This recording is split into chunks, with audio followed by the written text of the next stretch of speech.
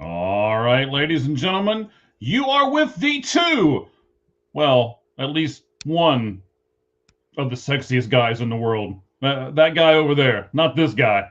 But we're going to do all we can today on NFL, MLB, and even some college when it comes to the NFL Combine and the NFL Draft. Before we get into it, let's get into this. Are you ready?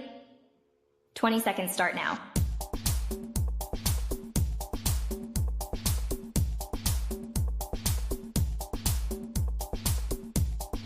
Ten seconds remaining. 5, 4, 3, 2, 1.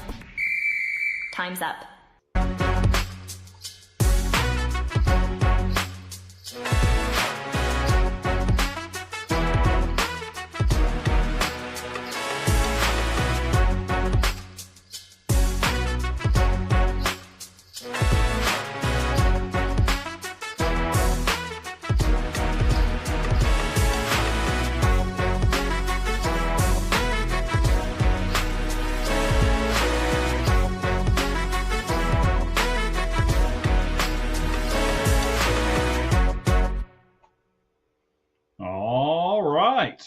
Here we go, buddy. Cheese, how you been, man? I haven't seen you for a little bit. I have been good. I enjoyed the Combine. Well, I did and didn't, but we'll get into that. But yeah, I always like Combine week. There's just a lot more information that we know about these prospects, so I really enjoyed it. I basically just sat in front of the TV all weekend and watched and ate chicken. People run around and do drills. I ate chicken. I've eaten chicken probably 4 of the last 5 nights for dinner. Okay. So for those of you who love chicken, you guys love cheese too. Chicken and cheese. That's what we do here. Yes. All right, buddy. Hey, we got a great show for you today. We are going to do all kinds of stuff. NFL Combine. We're going to look at some MLB, and then we're going to go back to the NFL Combine. We got some not necessarily breaking news like it's happened in the last hour or so, but we've had some quarterbacks that have already been told that they're going to be released. We've got some players who have decided to retire. I mean, we got all kinds of stuff to talk about today right here on the Lights Out Sports podcast. And we're going to do that starting right now because we're going to do our 5 flamin' 5 and 5. For those of you who are new to the show, let me give you a quick rundown of how this is going to work. We're going to surround Cheese with a whole bunch of flames. He's going to try to answer 5 questions in 5 minutes. And when he does so successfully, we hope, then we'll get an extra question at the end, or him and his apartment and half of the state of Texas will burst into flames. So we'll see which one happens first. Okay. Yeah, well, we got all kinds of drama here today, man. We're building that drama. We got a couple of comments. We'll get to them here as soon as we are done with the 5 flamin' 5 and 5. But Cheese, the question remains, sir. Yes. Are you ready? Perhaps. All right, this 5 flamin' 5 and 5 is going to be all about the NFL Combine. You recently did a video over on your YouTube channel where you gave us your first mock draft after the Combine. Tell us about your channel and give us a little bit of a rundown of what that is. Then we'll do these 5 questions. Yeah, my channel is at Football with Cheese, and that's CHEEZ. So yeah, just make sure you subscribe and hit the bell as well. And yeah, you can follow me on X at Football Cheese without the with. And yeah, I covered the Combine. I did all kinds of, I did a video what the Combine is. I have a video about void years. I got a video about the tight end position. And tomorrow I have a video about a certain player that would rather retire than keep playing for the Bears. So that's coming tomorrow. All right. That'll be interesting. I know who that person is. I saw it earlier on our X account. It's over there on it if you want to go see it at All Gloves Off SM on X. All right, buddy. So we're going to do this. And here we go.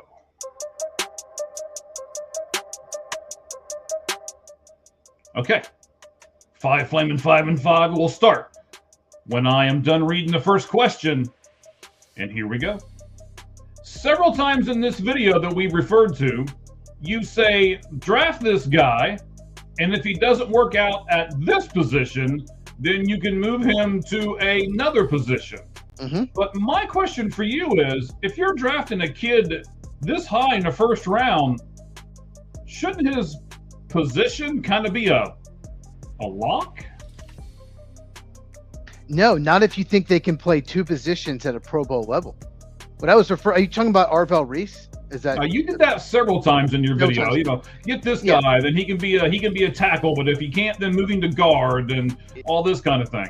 If you think Arvell Reese can be an edge rusher, like a good edge rusher, then he's going top 3, top 4 for sure. He's not getting past the Titans. If he doesn't work out, I think he can be a Pro Bowl off-ball linebacker. He's a terrific off-ball linebacker. And I think people are forgetting that when they're talking about, oh, it could be an edge rusher. Well, he could play both. And edge rusher is a more important position. I get it. And offensive line, too. It's sometimes you draft offensive linemen and it just doesn't work out at tackle, and they end up being like Pro Bowl guards. And I think there's a lot of those in this draft, including a couple that will be drafted in the first round. So that's what I meant by that. Obviously, tackle's more important guard, but at least there's some versatility there. Okay, I got you. So I can tell you that we're having a little bit of problem here with our feed on X. You give me a moment. Let me ask you this question, and while you're answering it, I'll take care of that. We'll get our feed live up on X here in just a second. I think the Cardinals... I'm seeing it on X on my other computer. I'm seeing it. Oh, are you? Is it there? Okay. Oh, you're right. It is there. Okay, I just didn't scroll down far enough. Thank you. I appreciate that. Okay. It's funny. I just checked to make sure. Yeah. We're good. Okay, good. I'll come back and concentrate on this. All right, Okay. So I think the Arizona Cardinals should select Sonny Styles as well. You say that in your video. Talk to me Correct. about why you think that should be done. He reminds me, I'm going to do a comp here. Okay, you ready for this comp? I'm I ready. didn't say it in the video because I wanted to wait and talk to you about it. Okay. I get a lot of Brian Urlacher from Sonny Styles. Oh, And I think he has even better change of direction. But both of them have elite safety-like combine numbers. But they're a linebacker. They're linebacker size. They're both like 6'5", 245, and they move like a defensive back. And I think Sonny Styles has a chance to be one of the best linebackers in the NFL from the get-go. It's one of the most impressive combine performance, regardless of position, I've ever seen. He is faster and more athletic than DK Metcalf, who's a very fast and athletic wide receiver in the NFL. It's just pretty incredible, and his film is incredible too. He's good at everything. The only thing he can improve on, and he should with his athleticism, is he's not the best blitzer. So, but I can't imagine why he won't eventually become a great blitzer. So yeah, he should. I would take him 3 if I was the Cardinals. okay. I like it. I agree with you. I'm not sure if they're going to, but both of us like that pick. Speaking And they of need. Ohio It's a need. That's a big need. Okay, and we'll talk about needs, and we're going to do something a little special. We'll get to that here in just a moment. So let's stick with the Buckeyes for a second, Cheese. How many Ohio State Buckeyes are going to go in the first round of the draft? A lot. That you might have 3 of the top 7. I mean, oh gosh. Okay, Downs, Reese. I mean, are we talking 5? Let me just check my notes. Yeah, I'm running out of time. And we only on the third question. No, we're on. Yeah, that's fine. Reese and Downs and Tate and How many are going to go in the top 10? Isles. How many Buckeyes are going to 3. top 10? 3. 3 at least, possibly 4 if Carnell Tate does. But I think 3. There's 3 defensive players: Sonny Styles, Arvell Reese, and Caleb Downs locks for top 10. And yeah, even though safety, even though it's not a premium position, I think Caleb Downs, he's a lock for top 10. Come on. And then definitely Carnell Tate will. I think Caleb McDonald. So 5. I think 5 for sure. Okay. The Cowboys franchise tagged George Pickens, but there are several good wide receivers in the draft, and at pick 12, I think they could have had one. Do you think it was dumb for them to franchise Pickens with the 12th pick in the draft and such a strong receiver class? better than letting him go for a third-round compensatory pick in 2027. They don't have to sign him long-term. They could draft a receiver, keep him a year, and then use that receiver next year. So, no, I keep your best players. He had an incredible year. I like the move. All right, number 5. Hang on. Wait a minute. I need to see your face. Okay. Peter Woods. Really, Cheese? Peter Woods? For God's sake, what are you doing to me? If anyone doesn't know, Cincinnati Bengals pick Peter Woods. I'm coming to your house. All right? And I'm going to burn that place down. I'm telling you. Why did you put that out there in the universe? So if anyone doesn't know, I did my mock draft on my channel. Make sure you check it out. It's my first mock. I always wait till after the combine. And the Bengals always seem to take a really athletic, big, high upside, but not very good productive player. Amari Mims 2 years ago, Shamar Stewart, Shamar Stewart this past year. And the results haven't been great. And so I was trying to think, I didn't even have him in the top 25 when I originally did it. No, I was like, I've got to top. mess with Mike. No. I have to mess with him and give him Peter Woods, who had a down year for Clemson. And I don't think he's going in the top 20 at all. I said that in the thing, unless the Bengals do something crazy. It's the Bengals. You never know. But they love big guys that are athletic that aren't very productive in college. And he's got really short arms, too, for a defensive tackle. I'm just going to hurt you. That's all there is to it. You know I did that on purpose, right? I know you did that on purpose. I've been poking you for the last week or so on this whole ticket thing that we started last week on this very show, where we started talking about, can we sell the tickets and all of this? If you have season tickets, for those of you who haven't seen it, go to our YouTube channel at, let's see here. Hang on. It's not an at when we go to the YouTube, right? So it's, so the show that I do is called Seeing the Whole Field. The show that Cheese does is, of course, Football with Cheese. So we on this show last week, we started talking about season ticket holders and can they sell their tickets and should they sell their tickets and should they be banned if they do so? And there was all kinds of different stuff. So I've got a video out right now that I did on it, did a lot of research on it, and then I'm doing a part 2 tomorrow. A lot of our fans have said a lot of different things, so it's been a really good topic, but I've been poking you, and now you're poking me with frickin' Peter Woods?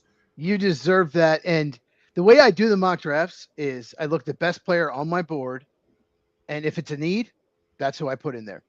And the Bengals don't need a wide receiver. The best players on the board were wide receivers. So I was like, I got to pick someone else. And then I was just going down the list, and I'm like, I got to do this. I got to mess with Mike. Mm-hmm. It's going to happen now. Mm-hmm. And it's going to be trashed if it happens. It'll be like one of the biggest reasons. Some people don't even have him in the first round. I don't. I really and seriously don't have him in the first round. Now, if the Bengals pick him at 10 in the second round, I'm fine with that.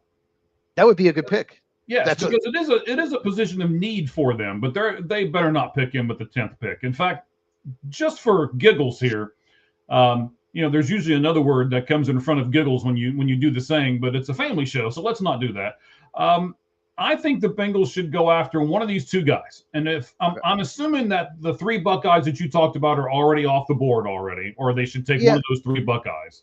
Yeah, well, Caleb Downs, I've seen him mock there. I just don't think he's going to get to 10. He might, and I think they would run to the podium. But, I think they better. Styles and Reese definitely will not be there. Okay. So I agree with a lot of analysts out there, and yourself included. You said the Bengals need help on defense. Duh. Right? They got one of the best offenses in football, but their defense is awful. So in my opinion, I believe there's 2 game changers out there on defense that should be around when they pick. And I want to get your opinion on this here. These are the 2 people that I would pick. One of these 2. They better get one. Again, if all 3 of those Buckeyes are gone, that Cheese and I both think will be at this point. So I want the 2 cornerbacks.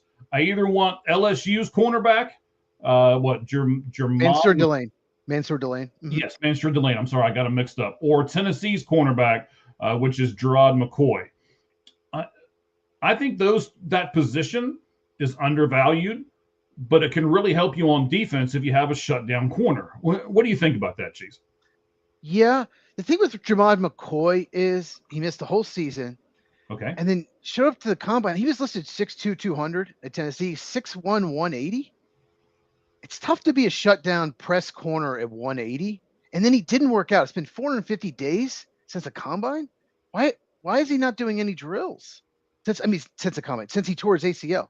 Mhm. That's a little concerning. So I don't think he's going that high. Maybe in a trade down with him.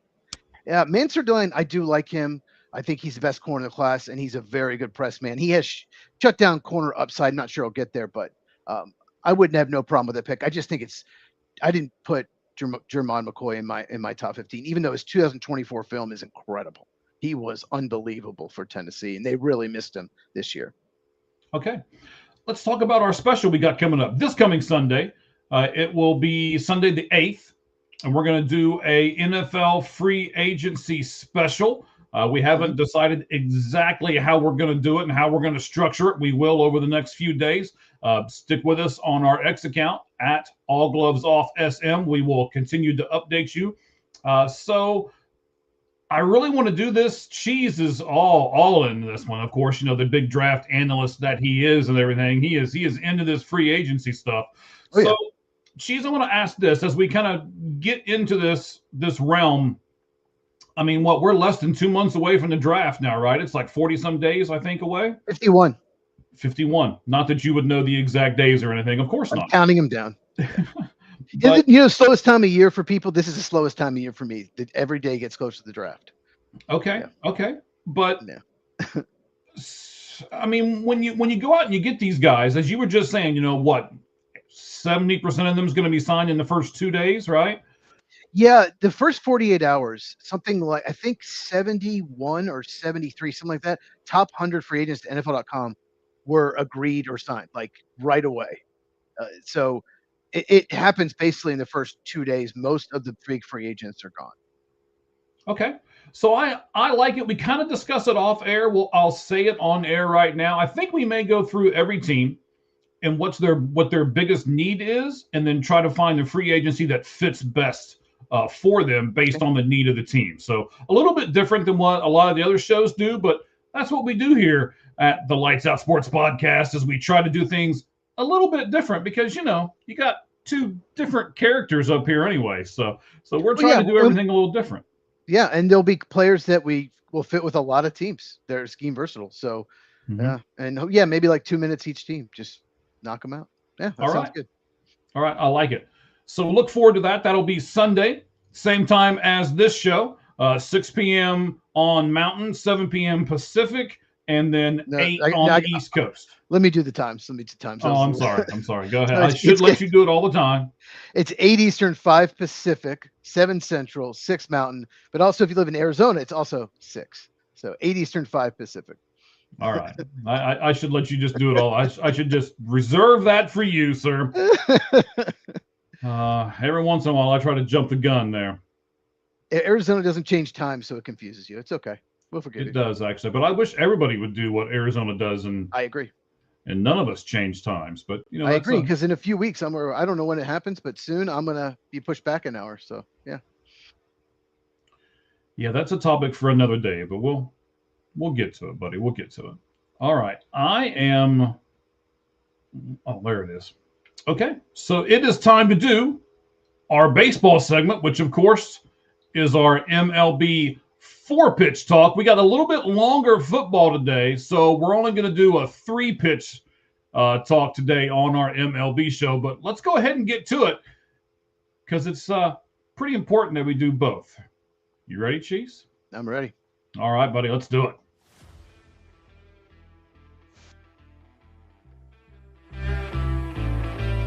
Of course, we got the best graphic in all of podcasting. And here it comes.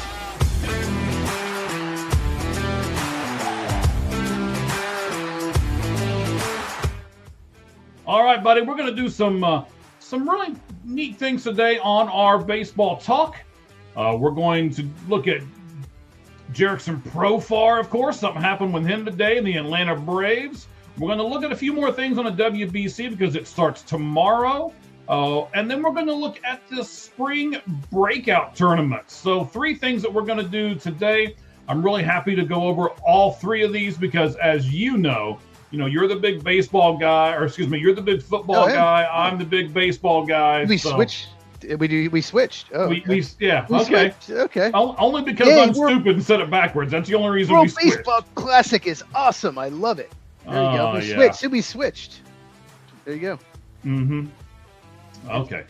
For those people who have been watching this show forever, they know that is not true. But, if you're new to the show, we love you too. And we'll get to your comments and things here in just a moment. Cheese, Yes. you love the Chicago Cubs and you love the Atlanta Braves. Correct. Jerickson Profar is being hit with a second PED suspension, and the Players Union is saying that they're going to challenge it. In this day and age, is there any excuse to be caught with a PED once? Never mind twice.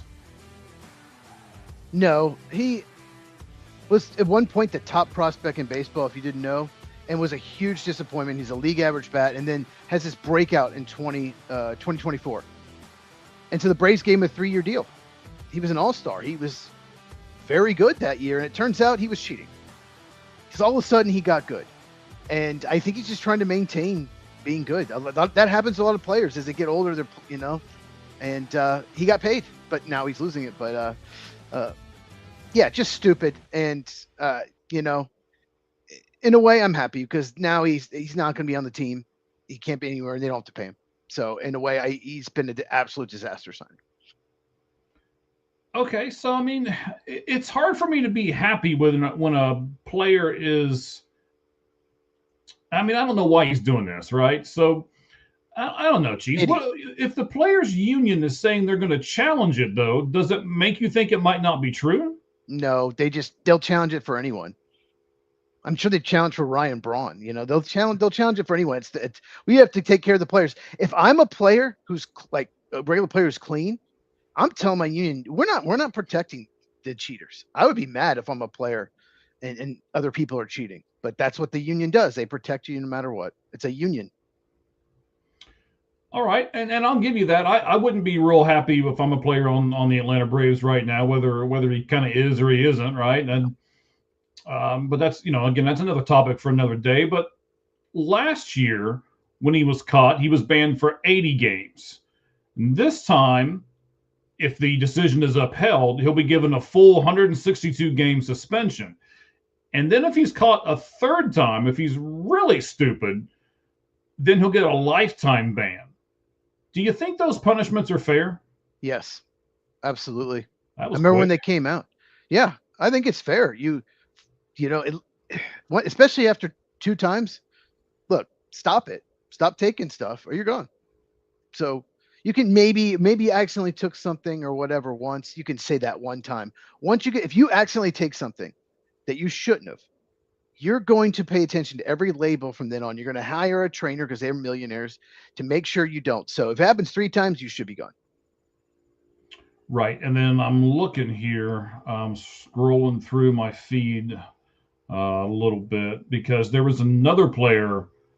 I want to make sure I get his name right. Johan Rojas also has tested for a banned substance. He is an outfielder for the Philadelphia Phillies. I heard about that. Yeah. I guess the testing results came back today from when they reported, I'm guessing. I think the way that really works is they're given a little bit of a heads up. And then, because obviously Profar and the team and the Players Union and stuff has talked about this, or they wouldn't have all of this stuff that came out today. So I think it actually came out a few days ago, but now it's like, okay, so they tell them on Sunday, and then it's like, we're going to make this public on Tuesday. So have all your ducks in a row and figure out what you're going to do and how you're going to respond come Tuesday. Okay.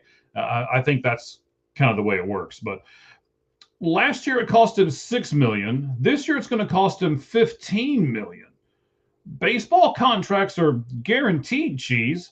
How do you justify taking a banned substance when it can potentially cost you all that kind of money? And even if you stink, you're still going to get paid. I don't understand. Yeah, exactly. It doesn't matter. Anthony Rendon, he got paid and just kind of checked out. And yeah, it doesn't make sense here. He got a 3-year, $42 million deal. He doesn't have to. He could have stopped. He could have stopped using. So not sure what he was thinking. stupid contract by the Braves. They've done some other stupid contracts in recent years, but if they don't have a season next year, he will turn that 3-year $42 million into $6.2 million. If there's a lockout by the owners, he will get 6.2 on a $42 million contract, and too bad. I mean, I don't feel bad for him because he cheated. No, right, 100%. It's hard for me to feel bad for him, even And they have a hole in left field now. They have a hole in left field. Yes. So, yeah, and they need a starting pitcher too. Yeah. See, now you're leading me into my final question here on this Jurickson Profar topic. If Profar is found guilty, it saves the Braves $15 million. But him not being there actually saves them $18 million, as it will drop them under the luxury tax penalty. It'll save them that extra 20%, again, making that savings $18 million. So now, should they save that money? Should they go out and sign another left fielder? Or should they sign Jack Littell or Lucas Giolito, two starting pitchers that are still out there? I have, despite what people say, I have seen no connection between them and those pitchers. I've not seen a single connection that they were interested in those guys at all. For whatever reason, Littell he's a pitch to contact guy. Giolito's, he's just really dropped off. So I don't think so. I think they're gonna maybe look around, possibly make a trade for an outfielder, but I think they might put it in their pocket and let's say, oh, good, we're under luxury tax. That's interesting. And then maybe they use it at the trade deadline or something like that, possibly. You're assuming they'll be in contention at the trade deadline. That's funny. I am. I think they're a pretty good team. This is going to hurt them in left field, as you just said. I think they'll be able to score a lot of runs, the Atlanta Braves will, but I'm not sure about their pitching staff. Maybe. They need bounce back years from a bunch of guys. A lot of guys had down years in the lineup last year. And you can't count on all of them having bounce back years. You can count on one or two of them, but I don't think you can count on all of them. Well, their three best young pitchers, Hurston Waldrop, Spencer Schwambach, AJ Smith-Shawver, all have elbow injuries. They're out indefinitely. So that's at least two of those they were counting on to be starters. So if you have to pitch Bryce Elder every fifth day, I just don't see how you are going to be in contention because you're going to lose that almost every time. Okay. But they spend a lot of money on a team that you're already counting them out.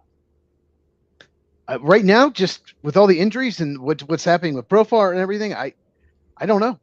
They would have to improve in a lot of areas. I'm not necessarily counting them out.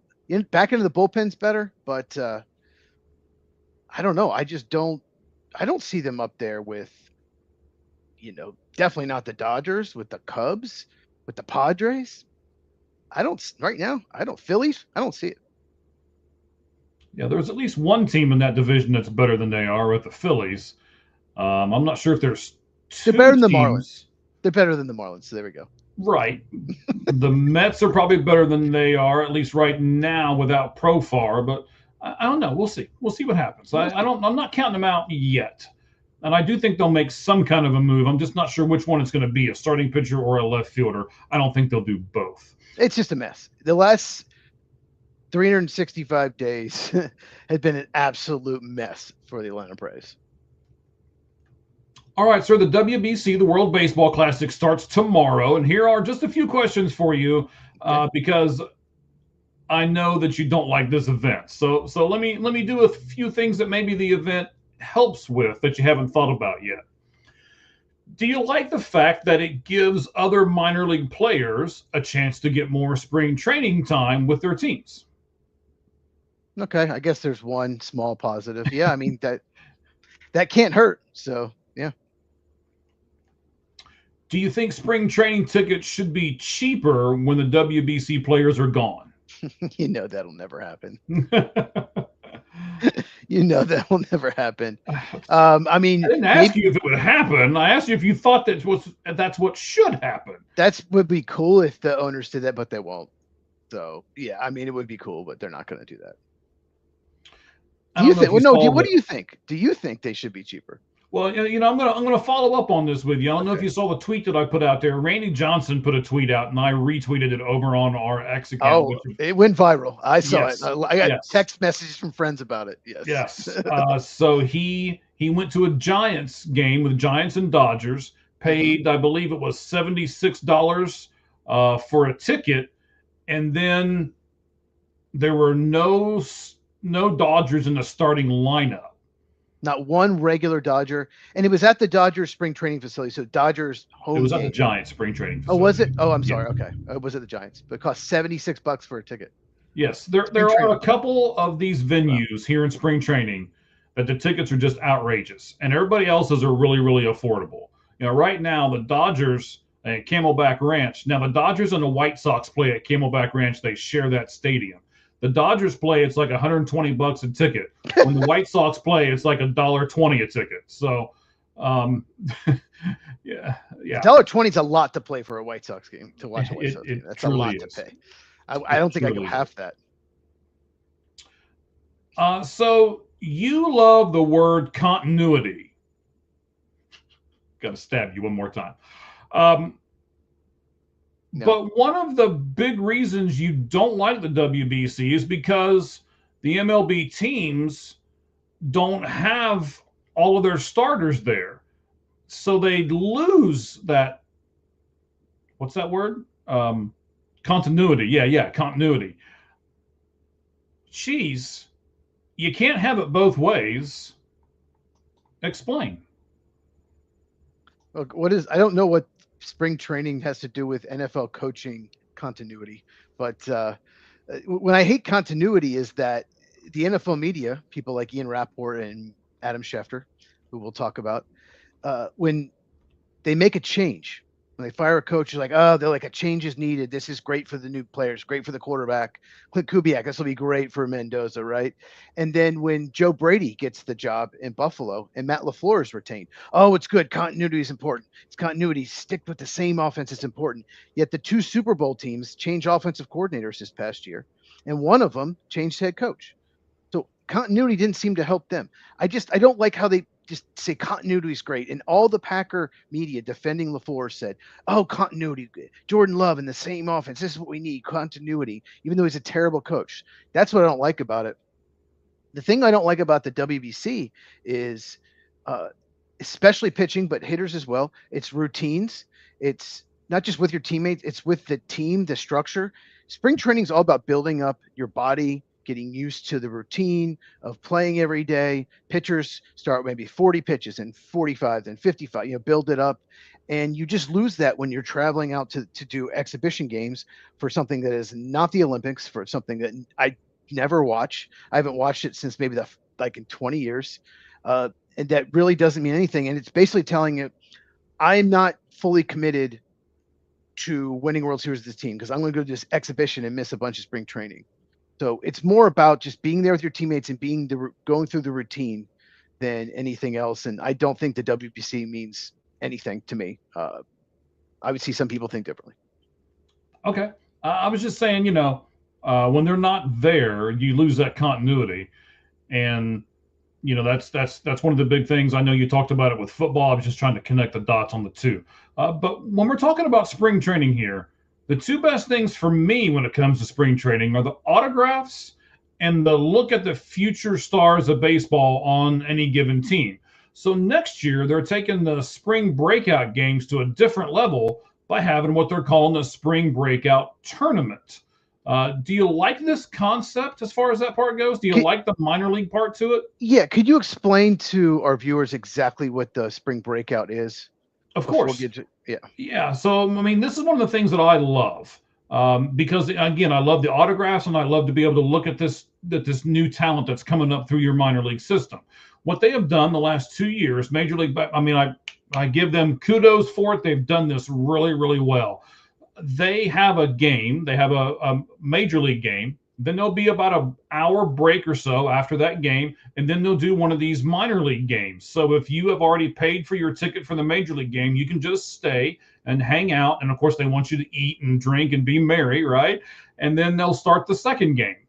Now, right before they start the second game, they line up all of the all of these minor league kids, put them behind a table, give them all pins, and then crazy people like me who have baseball cards of minor league players that most people have never heard before in their lives, just get giddy because we can get tons of autographs, and you get to talk to them for a second, and it's a great interaction between you and these up and coming players.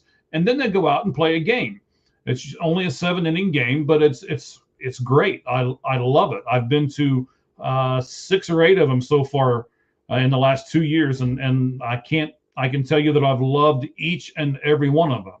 So this tournament, Cheese, is going to be a single elimination tournament where the clubs get to pick their own prospects. Personally, I think there should be a minimal charge to that second game for the tickets, and then you give the winner of the game 75% of those ticket sales and the losing team 25%, and they split it and kind of like a bonus for the 2 minor league teams. So what do you think about that concept? That's fine by me. I do like this. I like watching the young guys. I like how on X there's some Braves and Cubs people that will put the highlights of the prospects. Like Jefferson Rojas of the Cubs having a good spring. You're putting this, and look, this guy can hit it to all fields. Look at this swing. He's got a real pretty swing. Yes. I didn't know it was that pretty. So it's nice to see. He really does. He does, and it's just nice to see stuff like that. So I like this idea. And the only thing is, I don't know if this is the case, but as long as they make some rules, you can't call a guy up, off and on for 3 years and still participate. Once they're called up, they're not eligible. We want to only see the prospects, not a guy who's back and forth in AAA for a couple of years, some reliever, some third catcher. As long as it's just the prospects who have never played in baseball, the top, and put your top ones out there, like the ones that are on the 100 list or the top 10 on your team. That's what we want to see. We don't want to see the 29th best player who's a second baseman in low A ball. We want to see those top 10 guys. So I think it's a good idea, and I'd love to go to those games. Well, you have to come out here sometime and we'll do it. Arizona Fall League is really good about it too. That's kind of a hybrid thing. We'll talk more about it. We talked some about it this past season. We'll talk more about it. And then I got to give a shout out to our buddies Roger and Ricky over at Red Hot Reds. They are really starting to focus in on, if you're a Reds fan or just a baseball fan in general, they're really starting to focus in on a lot of the minor league players within their team. Roger's going to be out here with me in a couple of days, and we're going to go to the backfields and watch a lot of that stuff and get some film, and we'll probably put it up on our different platforms. So you can look forward to that here in the next few days as well. So there'll be 1 Grapefruit League and 1 Cactus League champion. I also think that sometime during the final week of spring training that the MLB and the breakout team should play each other in their spring training home stadiums, kind of the minor league and the major leagues. But we can do that because most minor league players don't have to report anywhere until way after spring training, usually a week or 2 afterward. And in fact, I'm going to give away a little something here, but a lot of times if you come out towards the end of spring training and then stay, a lot of the minor league guys stay in camp, and you can get a lot of their autographs and stuff and see them like the few days after spring training. So I kind of like that idea to where the major league and minor league teams would play each other. I would certainly go to that game. And what about yourself, Cheese? Absolutely. Yeah, maybe, between Florida, maybe meet in Texas or something in the Ranger Stadium or here at Dakin, should be Minute Maid, Dakin Park in Houston. It's about halfway in between for the championship. Whoever wins the Grapefruit plays the Cactus League. And then you could put it on MLB Network, and it's like the best prospects. And those teams have really good farm systems because they made it to the finals. So I'd love to watch that game on TV. I watch, the Futures game. I watch the Arizona Fall League championship game every year. I think I might have forgotten last year, or only watched a part of it, but I try to watch that game as well. So yeah. I mean, you're taking a little bit of my thunder here, but that's okay. I'll give you a little of it. I said here in the very last part before we get into your football segment, I would like for MLB to take it a step further. Usually every MLB team has an off day after opening day, just in case of weather-related issues or anything like that. So that second day of the season, like you just said, have the 2 winners of this tournament, the Cactus League winner and the Grapefruit League winner, face off against each other. Would you rather have that in a major league ballpark in hopes of attracting a huge audience, or would you rather see it in a different minor league ballpark every year to kind of show off the minor league ballparks on national television? Well, I don't know that it would sell out a major league stadium. Mhm. It's really a minor league game. So just do it in just different, switch around, do it different minor league parks and show them. And yeah, just kind of do a different one every year. I think that's what I would do. And it would, that way it's probably a sellout. So yeah, just do it in a minor league park. And yeah, the day after, anyone not knowing, the reason why they have a day off after the first game is you cannot give someone value for opening day. I've been to opening day before. I did it once with the Braves. It's like no other. I actually saw a Braves Cubs game, and the Braves just slaughtered them. Carlos Zambrano was horrible in that game. But, you know, people though like Milwaukee, Houston, you know, they have domes. They don't have to have the day off after, but maybe everyone just does, and you do that game. That'd be cool. Yeah, I think that'd be a neat concept. I'm going to be excited. I'll go ahead and talk about this for a second. Didn't really plan this, but we'll take 30 seconds here. I'm excited because the Arizona Diamondbacks, they open up in LA. That's not what I'm excited about. But they come back after 3 games in LA, and then they open up here in Arizona, and the Detroit Tigers are here.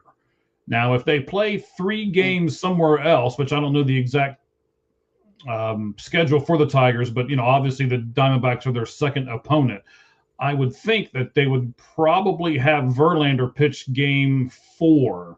And if Verlander is pitching game 4 and an opening day at Arizona, count me in. There's no way he's going to be 1, 2, 3 with their rotation. They're at not. San Diego. They're at San Diego and then at Arizona. Okay. Yeah. I saw Verlander once. It was pretty cool.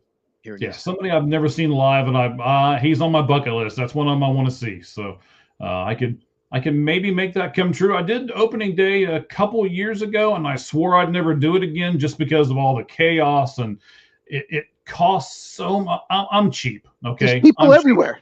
There's people everywhere. You can barely move everywhere. It's hard to park. Right. But it was worth it. But it was so cool. And actually, it was kind of cold in Atlanta when I went. It was chilly. It was like in the upper 50s, low 60s. So yeah. No, I don't have to worry about that out here in Arizona more than likely. But yeah, it cost us $100 to park. I went with 3 other guys, and it was nuts. $100 to park, and I got the tickets pretty cheap, so I wasn't really complaining about that per se. But man. All the other amenities were like 3 or 4 times just because it's opening day. And like you said, 2 days later, the price will go right back down. So I'm like, in the Atlanta traffic was bad too. That was the thing I remember most. Just getting there. Luckily, we left really early, but just getting there was really tough. Oh, you're not one of those guys that leaves like before the game's over, were you? No, God, no. Okay. I was going to have to throw a big fit here. No, and the game wasn't even close. Like I think it was like 15-6 Braves, and we still stayed till the end. Yeah, of course. Okay. No. Oh, I'm definitely not one of those. All right. You got to stay to the end. Maybe we'll talk about that more on an upcoming show, but you got to stay to the end, ladies and gentlemen. Oh, wait, the mug check. What do you got? Green Bay Packers. Green Bay Packers. And that's going to lead us right into our football segment that you're going to take over, buddy. Here we go. 4 down territory.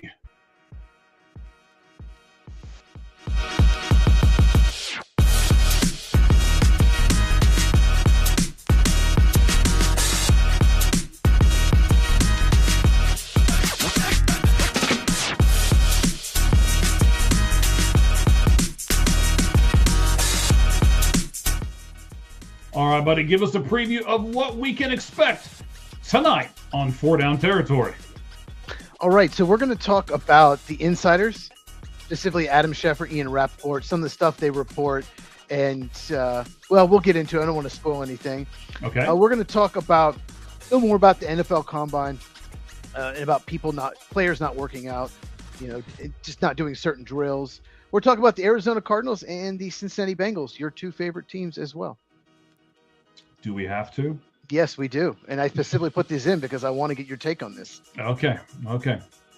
So the comment over here, can you see the last one? No, I can't. Okay. If they do it on YouTube, I can see it. It is on YouTube, actually. It has a Okay. little. If they do it on my YouTube, not yours. Oh, I'm sorry. Some I of can us see- are I more can see popular William. than others, sir. I don't know what to tell you. I can see William when he said hello all a while ago, so I can see his. Okay. I don't know what this means exactly. If it's something terrible, I don't know. I'll throw it up there real quick. That's Kevin. Maybe he means sup. He meant sup, dudes. That's Oh, okay, Kevin. He's okay. cool. He's a All big right, Astros fan. Well, is he really cool? He's an Astros fan. I mean, Yes, he is very cool. And he knows you. I mean, that's like 2 strikes before you ever get in the batter's box. He's an Astros fan and he knows you. My goodness. All right, Cheese, talk to us, buddy. Give us the first question here in NFL 4-down territory. Okay. So, football agents, they continue to use the so-called, like we said, insiders, especially Mhm. Adam Schefter and Ian Rappaport, to help their clients. Last year, for example, Will Campbell, offensive tackle, who went 4th overall to the Patriots, had a disastrous playoff, especially Super Bowl. Yep. He had longer arms than the combine measurement. According to, I can't remember which one reported it, but all of a sudden he had longer arms. Oh, the combine measurement was wrong. They also said Josh Myers, who was a free agent center for the Green Bay Packers, Mhm. he had probably the worst season I've ever seen a center have in 2024. They said, "Oh, but it's a bad center class. So many teams need centers. He's going to get paid." He got 1 year, $3 million from the Jets, and he was awful again. But they reported he was going to get like a 3-year deal and big money. And they reported Will Campbell's arm length. No, it's not what they measured. It's much bigger. But I just wanted to point that out. That's just last year. And I sent you the tweets this year. Did you get them? I did. Adam Schefter this year. Basically, what they do is the agents call the insiders, tell them what to do, and they get clicks, so they do it. They have an agreement to try to help their clients for whatever reason, and we'll get into that. Like Ian Rappaport during the coaching search, he just ran basically the PR campaign for Matt Nagy. He kept tweeting about it. He deserves another shot. He's a great offensive mind, offensive genius. He kept doing that, trying to get him like a job. It's almost like his agent or the Chiefs just called, "Please get him out of our building," or something. And then the two I sent you. So it's about Ruben Bain, who had his arms are under 31 inches, which is very small for edge rusher, especially someone who's 6'3". And here's what Adam Schefter tweeted. He said at least two NFL teams that measured Ruben Bain Jr. had his arms at 32 inches. What a load of crap. All of a sudden, it's 1.25 inches longer. And it just, he said at least 2 teams. Whenever they say that, oh, at least 2 teams, give me a break. Were they the Jaguars and Packers who don't pick in the top 50 that have no chance of him being on their team? He had one more. Carnell Tate, wide receiver, Ohio State. He ran a 4.52. I think he ran a 4.54 and a 4.52 is his 240 times. He was expected to run faster. And Adam Schefter puts out a tweet that Carnell Tate, a potential top 10 pick, was timed by several NFL executives and GMs on Saturday with the 40 time in the range of 4.45 and 4.47. Although Combine registers official times, teams always conduct their own timing, and those measurements with some teams were lower than the 4.52. You notice he didn't say anything about any of the other people that ran a 40, just Carnell Tate. What are they trying to? What is he doing with these tweets, Mike? Well, he's sucking up to certain people so he can get more information later. That's what he's doing. I mean, come on, we all know that's what he's doing. And I mean, really and honestly, Cheese, let's take the Carnell Tate, right? So okay, so 4.52, and he's saying maybe 4.45 to 4.47. Maybe it's a really big deal to you, but to me, as the average football fan, 4.52 to 4.45 is not that big a deal. Is it really that big a deal? Apparently, or he wouldn't have been asked to tweet about it. So if anyone does not know, Carnell Tate was one of the best receivers in the country this past year, even though he was the second best receiver on his team, but still one of the best in the country. And he was a deep threat, and he was expected to run, faster than 4.5. I don't know. I didn't think he was going to run like 4.2 or 4.34 or anything like that.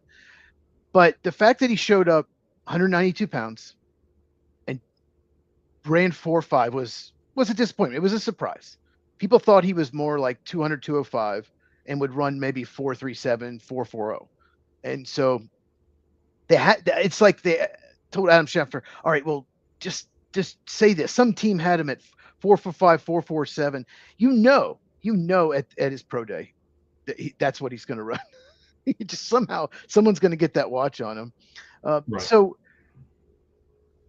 do you think it's the agent, definitely from the agents? Do you think it's from the NFL? Do you think it's like some PR campaign, change the narrative? Does it help the draft stock? Do these teams not know? What do you think? Is it all of this? I think it's a little bit of everything. I would say it's less about, what the player actually is, because as a draft analyst, what these guys are expected to do. That means every one of these teams knows what to expect. And even if someone comes in and has a bad combine, which a few players have, that doesn't tank their stock. It might drop them a few picks, but it's not going to like tank their stock or anything. So Yeah.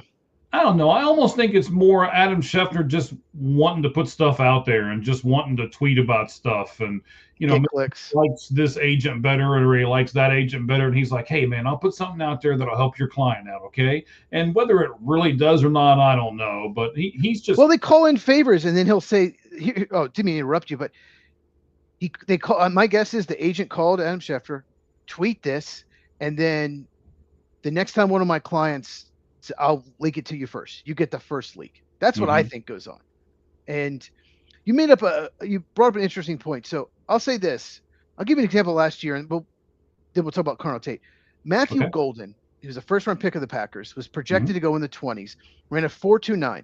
Then all these people were projected him to go top 15. All of a sudden, he was mocked to the Cowboys at 12. But what teams did, not the media, teams did, they went back and watched the film, and I did as well, because it shocked me. And he's a 4.445 guy on film. That's what he is. He's not a 4.29. He does not play that fast. And so guess what? He went in the 20s. He went 23rd overall. He did not go top 15 because we went back on the film and so he ended up going right where people projected him. Carnell Tate is a faster player than 4.52. If you watch the film, you watch him at Ohio State, he is faster than that. So I'm not too worried about, look, teams know how fast he is. They can watch the film. Teams know Rueben Bain has short arms. And I guarantee you, at the pro day, Rueben Bain is going to have much longer arms all of a sudden, and Carnell Tate's going to run a 4.45, 4.46. No matter what, somehow the time will, because then it makes then Adam Schefter say, "Oh, look, somehow they're going to make it." And if you don't, Matt Campbell, last year, I think he was like 32-inch arms or right around that, and then at his pro day it was 33 and a quarter. It's like his arm length and wingspan grew in a month. All of a sudden. Of course it did, right? Of course it did. So a couple things here, buddy. I just put a tweet up from Kurt Warner. I love Kurt Warner. We follow him. He's got some really good stuff. He's talking about Malik Willis. So go over to our X page at All Gloves Off SM and read about that. And then I want to give you some breaking news that Ari has put out. I'm not even going to try to say his last name. I know you can do it, but I can't. Medov, something like that. Yeah. Something like that, right? He put this out 19 minutes ago. So a player in 46 games with the Giants last year, in his last 3 years, he recorded 385 tackles, 5.5 sacks, and 4 interceptions. And he has been told by the Giants that he's going to be the first big name player they're going to release. Help me with his name. Linebacker Bobby Odereke? Yes, there you go. Yeah. So the Giants are saying they're going to release him. Last thing, and then we'll get back into your stuff here. We are the top trending podcast right now of all of the over 7,000 people that we have here. We're the number one. So we appreciate all of our fans making that happen right now.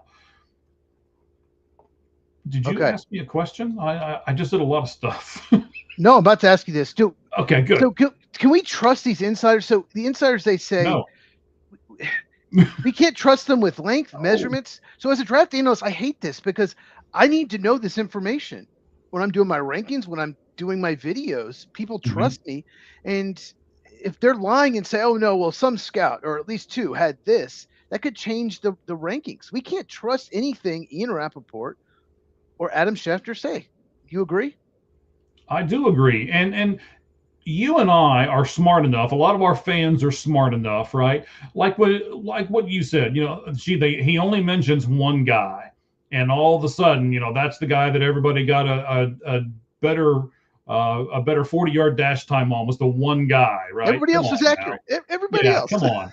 I mean, we can read into what some of these guys are saying and be like, "Oh, that's crap," and "Oh, I won't believe that." And I mean, there's tons of stuff, just as well as I do. I retweet a lot of stuff, and I read everything really carefully before I do it. And even I've been nailed a few times by just these egregious things that didn't really happen, and then somebody will say, "No, that didn't happen. I have to apologize." And it's the world we live in today, Cheese. It's this social media stuff. We want a four-course meal that comes out of a microwave in a minute and a half, and it just doesn't happen. And I don't know what else to say about it, except I love the social media aspect of it, but sometimes it burns us. Yeah, I agree. It's just they want access, like you said, to all the teams. They don't report anything negative anymore. It's all sunshine and rainbows. They just don't do it. We used to know character flaws more of them on the teams. I have to do so much research to find any character flaws on any of these players. Used to know all of them. Now, beyond the obvious ones, like what Joe Mixon did in college, but you just don't know a lot of this stuff anymore because they don't report it. They're not real. Journalism's dead. But should we have access to that kind of stuff? I mean, as a normal, regular, everyday fan. I need it because I'm doing rankings. I want all the information. I want all the 3 counts. I want all the shows. I want all the medical. I want everything. I want it all. I want to know that stuff. Yes, but you're telling me some of it shouldn't be private? I want to know if there's character red flag. They used to report stuff like that. They don't even report Wonderlicks anymore. I noticed that.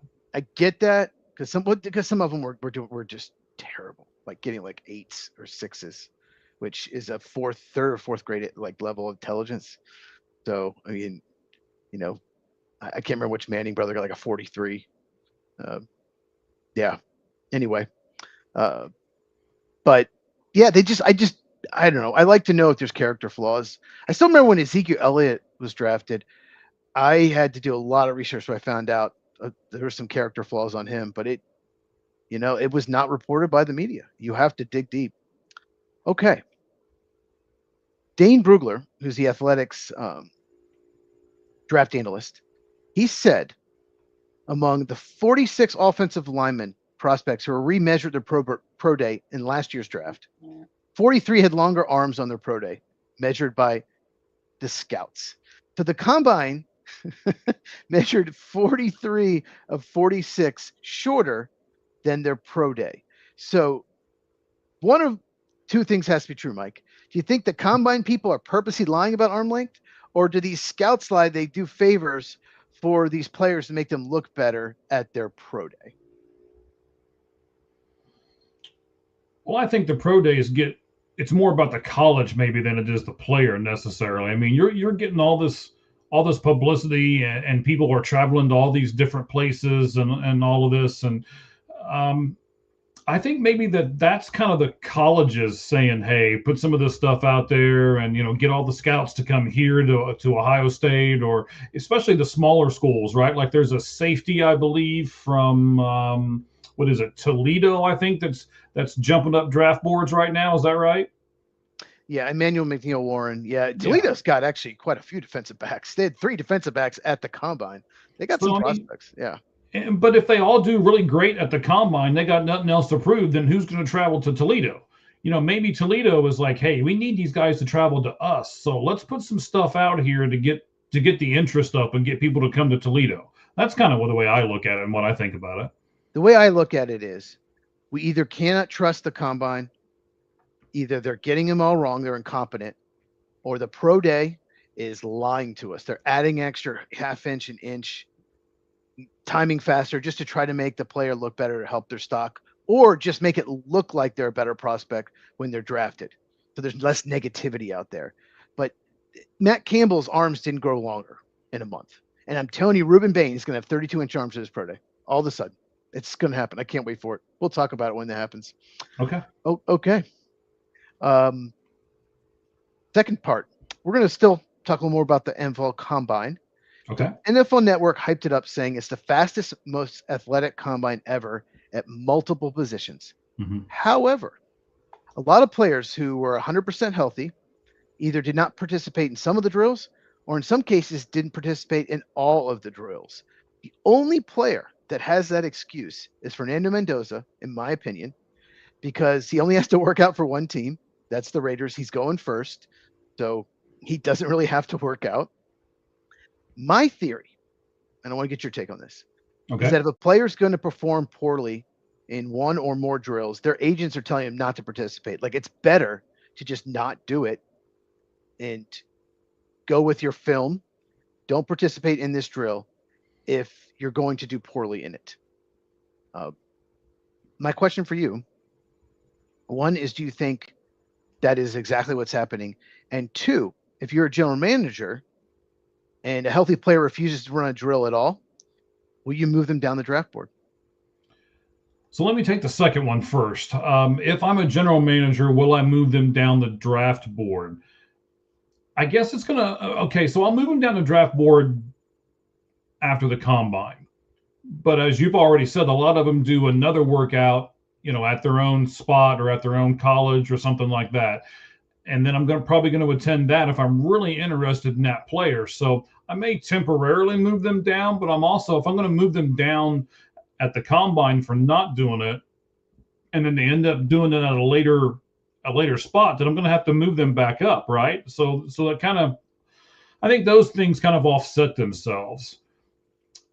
But I did watch some of the combine. I didn't watch, as many hours as you did. My wife would have shot me if I'd be in front of the TV that long. But isn't that the same guy running the same? Shh, quiet over there. But I did see, especially the drill, and you're going to have to help me with it. The one where they run the straight line and they just throw they start and then they flip all the way around and then they take off running and they're supposed to stay in the, what is it? It's called the gauntlet drill. The gauntlet, where they're supposed to stay in the straight line and catch the footballs and all of this. Catch a football on the run, secure it quickly, drop it. It's like you're supposed to run at full speed. You show that you can catch it on the run and secure it quickly and turn each way. It's actually an important drill. One of the few. When it's done right, it looks impressive. It does. But I saw it done wrong a lot. Not only did they not go in a straight line, but you could tell they weren't running as fast as they could, and they were nervous, and it was, so I think that, every athlete has things that they're really good at and really bad at. You just got to weigh those things out, right? Not every, Fernando doesn't do everything fantastic. Nope. So, and the NFL people already know this. This is not news. This is not, it's not. So I don't necessarily understand the taking them and knocking them down a few pegs because they do something wrong that we already knew they weren't real great at anyway. True. The combine is really about three things: interviews, measurements, medical checks, like just check everything out, and making sure it matches on film. Is this person athletic in the drills as they look on film? And if they're not, what's going on? We need to figure out why. And if they're more athletic, do we go back in the film and say, wait a second, do we miss something here? And most of the time, I think it was Deion Jeremiah said a couple of years ago, he said when he used to work for I think the Browns, Eagles, and Ravens, but he's with the Ravens. He was telling the story like we'd see a player have a great workout. We go back to the film. If we miss something, we move them up. If it looked the same, we just kept them there because it didn't match the workout. Some guys are just better at doing a track meet than others. Like Matthew Golden's probably better at running a track meet than Cornell Tate. Right. But yeah. Do we really need a combine to tell us that? Really? Well, that's that's how we found that out. But yeah, Carnell Tate, he'll run better. Last question about that. Sure. If someone refused to run the 40-yard dash in pro day and combine, would you Okay. assume that they're not going to run fast, that they're slower than you assume if you're a general manager? Yeah. What else can you? I mean, that's the conclusion you have to draw from that. There's nothing else to draw from that. That was the thing about Marvin Harrison Jr. When he didn't work out at all, people wanted him to run the 40. See how fast he was. He never did. So we have no idea. We never got And one. he's been a disappointment as far as I'm concerned. He has. Okay. Well, did you know this? Only 2 running backs and 2 edge rushers did the 3-cone drill. For years, I have heard that the agility drills, the 3-cone 20-yard shuttle, are actually more important than the 40, especially on defense. The 3-cone measures bend and acceleration as you change direction. 20-yard shuttle also measures change of direction, but it measures speed and body control. Do you think this is why so few players do it? Because it's supposed to be more important, and therefore it could only hurt your stock, not help it?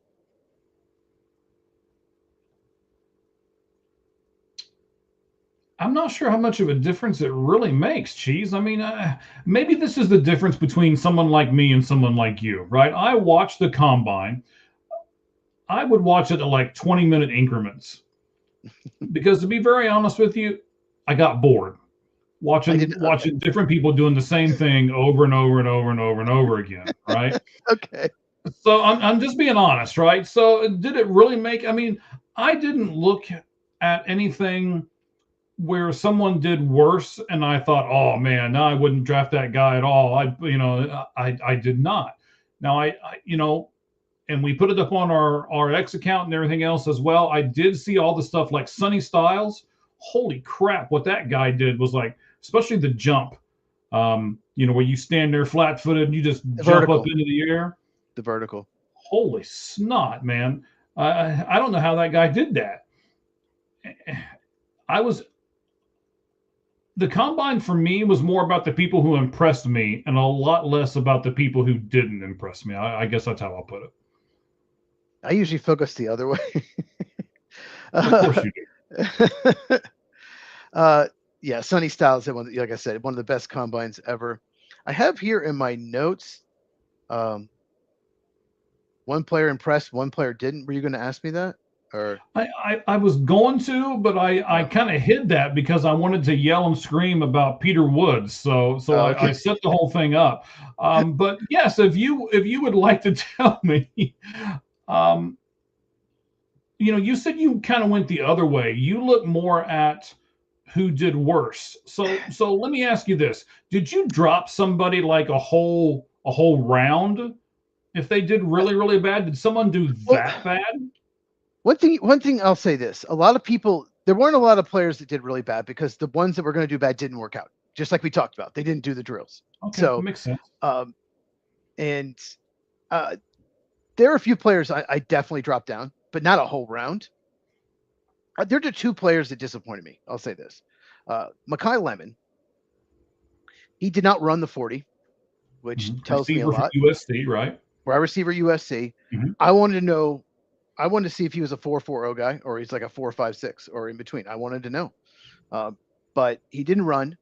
He had a very awkward press conference, to say the least.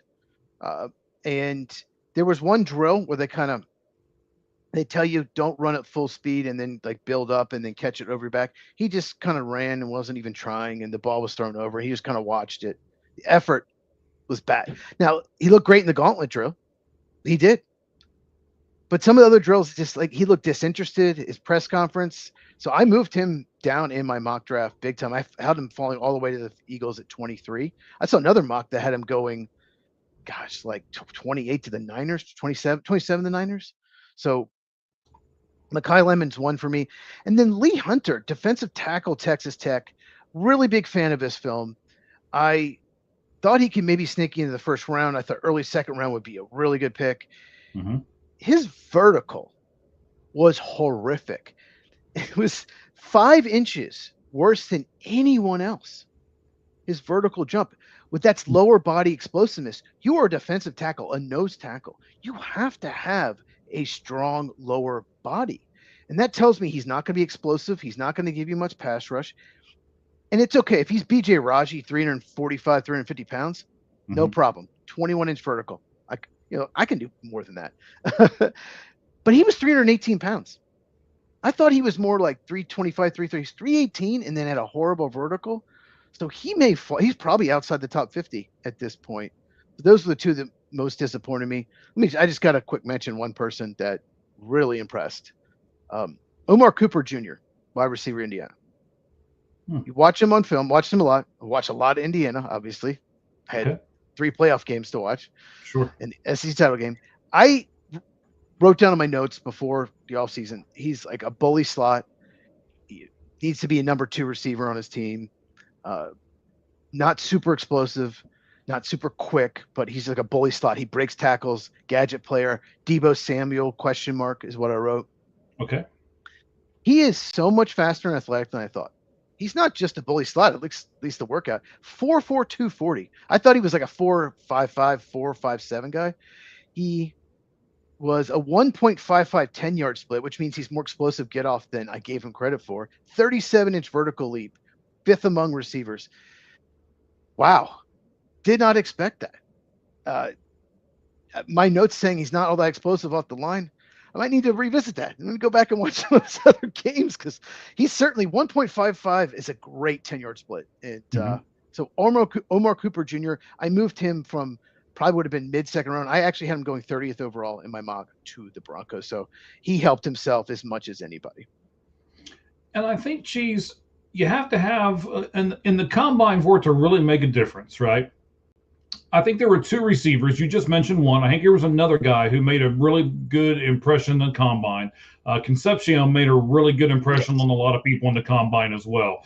So I think if you have the wide receiver, Texas A&M, I really like him. If he can clean the drops up, he's a top 20 right now on my board. So I didn't mean to interrupt you, but I know you're going to talk about him in a second. But yeah, he just got to clean up the drops. But go ahead. Well, I mean, if you got a guy like Lemon who falls, and then you got a guy like Concepcion and the kid from Indiana that rise up, well, then, okay, I can understand, wow, now this combine's really made a difference as far as looking at Lemon goes, because now he's like, maybe he went from the 1st or 2nd receiver to the 4th or 5th receiver. So I can get that. But I think in this combine, it's not just about who does well and who doesn't do well. It's when you look at that position overall, if somebody really shows out and comes up, and then somebody has a disappointing one and drops down. I think that's kind of where you can get into trouble a little bit if you're that guy who falls a lot, like maybe what Lemon did. Yeah, and Casey Concepcion, he has got a speech impediment, but still did the press conference. Very brave. And he also is 6'1", 196. I thought he was smaller than that. That's a really good size for someone. He is the best separating coverage to me in the entire draft. And I thought he was like a 5'11", 185 guy because he's so quick and explosive. The fact that he's 6 foot 196, really impressive. Once again, I think it's 7 drops, but they're almost all concentration drops. He's trying to leave with the ball before he has it. But if he cleans that up, try to remember. I think I had him going 21st to Pittsburgh in my mock. So I moved him up to 21st. But yeah, he's another person that obviously Sonny Styles had moved up more probably than anyone, but I didn't bring him up again because obvious reasons. We already talked about him. Right. Yeah. But I tell you what, though, Concepcion, from watching the combine, right? I'm going to do a video on some of this stuff. I think we need to connect more with some of these players. And when Concepcion did that press conference, and you could tell that he had the speech impediment and he kept right on going, and then some people were making fun of him online and stuff like that, that makes me galvanize towards that guy. And it's like, I don't care if my least favorite NFL team picks him up, I'm still going to follow him because it's him. And I remember him from the combine. And I remember, so I think that's some of the other things that the combine can do is it can give you a different light on some of these players that we didn't have before. I'm calling it now. The Buffalo Bills at 26 move up to 20 with Dallas to take Casey Concepcion, 20th overall. His dad grew up a Bills fan. So his dad's a big Bills fan. He wants to play for the Bills. He'd be a perfect fit. They need a lot of receiver help. So the Bills move up. from 26 to 20, give up a 3rd round pick with the Cowboys and take them. I'm calling it on March 3rd. That will happen. I wish you would have waited till March 8th on our free agent. Well, This I is guess he's draft. not a free agent, This is so never draft. mind. Yeah. He said this is the draft. Never mind, stupid. Okay. And we are doing a draft special the Tuesday Oh. before the draft. We are doing a draft special. We're doing a mock draft. Mike's going to host it. It's going to be me and 3 other draft analysts, and we're picking for 2 divisions each. It's a lot of fun. We're not going to do trades. That maybe in the future we'll try to do more shows with the trades. But yeah, we'll do a mock draft, and it was. I think, correct me if I'm wrong, that was our highest rated show last year. Yes, and season 1, that was our highest rated show. Of course, we started season 2 now. This is episode 5, and we'll have some highly rated shows this year too, I'm sure. Not just that one, but we'll have some other ones as well. But that one's a lot of fun. You're right. Once again, Sunday night, this Sunday, 8 Eastern, 5 Pacific, NFL free agency preview. Okay, now we have to talk about Arizona Cardinals. I know, I'm so sorry, Mike. Oh, I know. So they are going to release Kyler Murray. That was the news today. We expected it. Mm-hmm. There's a rumor that the Cardinals are interested. Obviously, Malik Willis is their number 1 choice. And if he signs elsewhere, like Miami or somewhere, that Jimmy Garoppolo could be their 2nd choice. Garoppolo would cost a lot less than Malik Willis, obviously, from the reports. What would you prefer? I'm going to give you some options. Okay. Malik Willis at 30-some million a year. Jimmy Garoppolo, a lot cheaper. Run it back with Jacoby Brissett. Draft Ty Simpson, or I'll let you pick. Or none of those, and you have someone else in mind. I'm going to go with, of the ones you just gave me, I'd rather go run it back with Jacoby and then get it, basically do what you've talked about before and just trash this season, right? Pick really high in the draft next year because it's a quarterback-rich draft next year. I think that makes sense. Big time. If I'm going to get somebody that's either in football now or I'm going to draft somebody, I don't think there's anybody worth drafting because we're not going to get the Indiana quarterback. So Fernando Mendoza. Right, Fernando Mendoza. Thank you. You're welcome.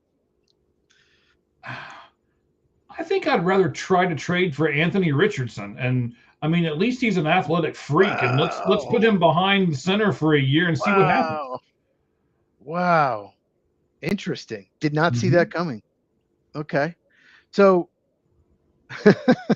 it's totally threw me. I did not see that coming at all. So you mentioned Kurt Warner's tweet. Does it have to do with Malik Willis? Could you share that? It does. Mm-hmm. Could you share that for us? Because I think is really important. Do you have it pulled up? I can pull it up pretty fast. Yeah, give me about 2 seconds. Malik Willis is Greg Rosenthal, who works at NFL.com. He does free agency for them. He's not a draft guy. He's the pro player personnel guy for NFL.com. And he put Malik Willis number 1 on his top 100 free agents. Me and Mike both agree that he should not be number 1. I mean, putting him behind Trey Hendrickson is pretty insane. But Willis played 7 games for Green Bay the last 2 years and started 3. He only started 3 games. Now, he played very well in those games, but he completed 13 of 15 passes over 20. Passes over 20 yards. He was 13 of 15. That's impossible. That's even 10 out of 15 is next to impossible. That won't continue. Mm-hmm. Regression to the mean, as my dad always says. Do you have it pulled up? I do. Yeah. Go ahead. Okay, so again, this was Kurt Warner. You can go and follow Kurt as we do at Kurt13Warner is his X handle. He says, took a break from draft prep to dive into Malik Willis tape over the last couple of years, being that he is one of the hottest names as we head into free agency. My conclusion, again, this is Kurt Warner, so he says, my conclusion is that there is really 28 dropbacks. He says, I took out screens, quick pick and stick throws, and 5 yards and quick scrambles over the last 2 years that will determine his future. There's a lot of those in Matt LaFleur offense. So, yeah. Okay. Sorry. Go ahead. And then he's got an exclamation point after, like he can't believe that those 28 dropbacks are what's gonna determine his future. Lastly, he says that is crazy to think about if we are talking 25 to 30 million a year, which I completely completely agree with. Then he has hashtag, I want to make sure I get it right, study ball. That must be something that he's putting together. So it says it's coming, so you can come up with your own opinion and assessment. So I assume by that he's saying that he's going to do some more study on him and probably release some more tweets and stuff like that. So I'm with Kurt Warner. I can't believe a quarterback that's had 28 dropbacks is all of a sudden worth $25 to $30 million a year. I'm telling you, give me Anthony Richardson and let's. I don't want Malik Williams at 25. I don't want Malik Williams at 12 or 15. I don't know Malik Williams, but Malik Willis. That guy. Well, here's the thing. Malik Willis looked amazing. It's a small sample size, but he did look amazing. There were some throws that he made were just down the field, right on the guy's hands, which we didn't see anything close to that with the Titans. But once again, it was a small sample size. Mm-hmm. But someone is going to pay him because people need quarterbacks. And it might be Arizona, might be Miami. I don't think he'll sign with Cleveland because he's not stupid. Yeah. Okay. So Ty Simpson, you didn't mention him as the possibility. Obviously, you don't want him to go third overall. That would be insane, I think. But What happened? What about the second round? If they took him with their first pick of the second round, would you be okay with that? No. I think you've got other needs that you need to go out and get. And if you're going to take a quarterback at a draft, I would rather you tank and get one of the good ones next season. Okay. Put some help around him. And they've used, the Arizona Cardinals, I'll say this, they've used a lot of draft capital recently on interior defensive linemen. And those guys got to stay healthy and show up next year. Mm-hmm. You know? Jordan Birch needs to be better. Walter Nolan has to stay healthy. Oh my God, his name's escaping me. Who was that late first round pick a couple years ago out of Missouri? But the Cardinals. He had like one of the best Senior Bowls, and he moved up into the first round. Here, I'll look him up. But the Cardinals need to get more out of, like, they invested so much in the interior pass rush. Darius Robinson, defensive tackle, Missouri. And I liked that pick at the time. So they have some real talent, athletic talent in the interior defensive line, and hopefully it all come together. Well, you're hoping in 2027, maybe not 2026. Okay. Well, I mean, I want to take a few seconds here. I don't like this, to be very honest with you. I know I'm the guy who likes the second chances, and I know I'm the guy who didn't want to see Jonathan Gannon get fired either. But if you look at it, he was, you got Cliff Kingsbury, you got Gannon, you got Petzing. These guys never prioritized offensive line help in front of them or anything like that. Those were all the Cardinals have done mostly defense since Kyler Murray has been there. And I'm just not sure. Here's how I'll say. I mean, Marvin Harrison Jr., Trey McBride. I mean, they got some weapons, and Michael Wilson. But offensive line, I get it. Paris Johnson, that's about it. That's about all they've done. Right. I'm just afraid that he's going to be the next guy to go to a different team and just show out, and the Cardinals are going to look stupid. Give me a team. Where's he going? He's going to Pittsburgh. I'm going to say Oakland Athletics. They still have his rights. He's going to play baseball. He's going to go play baseball. They drafted him in the first round of the Oakland Athletics. Oh, sorry. Sacramento, Las Vegas. Athletics. Mm-hmm. Yeah. You set me up there. Okay. All right. Let's talk Cincinnati Bengals. Oh, well, yeah. Let's just keep going further and further down the rabbit hole. Sure. Dig the knife in deeper. Yes. And twist it. We had to talk about this because I was surprised, and we'll see if you were too. The Bengals, who have plenty of cap room, decided not to tag edge rusher Trey Hendrickson. To me, they should have either extended him a year ago this time or traded him. They could have gotten a lot for him, and they did neither. Instead, they did probably the worst thing you do.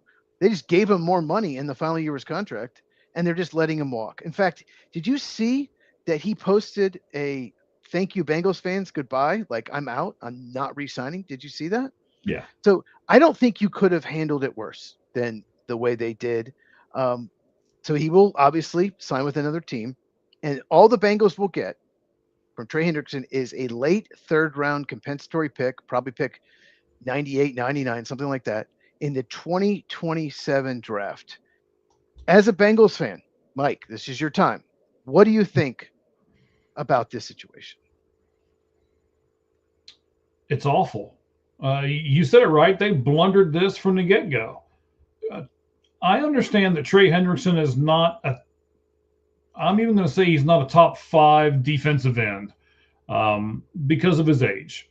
So I get it that you're not going to get something, heroic for him or something like that, but you could have gotten something for him, something more than the compensatory pick.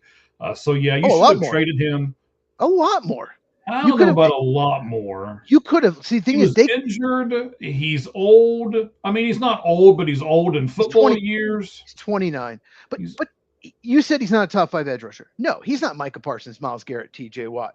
He's not. But he's still very good. And teams are desperate for pass rush.